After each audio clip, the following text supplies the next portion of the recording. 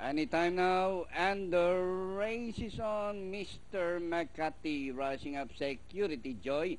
Moving up by Darrell is the favorite, and this one is Crystal Beauty.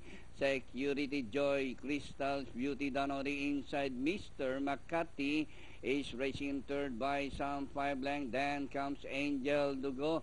Luna Rosa alongside by Darrell Significant Other. Bodica Len alongside Inner Class, and entry number 3 Leon Pace is running at the tail of the field.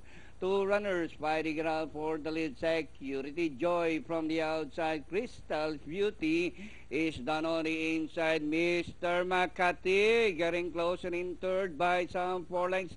Len also rising up. Luna Rosa compelled to lead. Angel Dugo Bodica Inner Class as they race the final corner.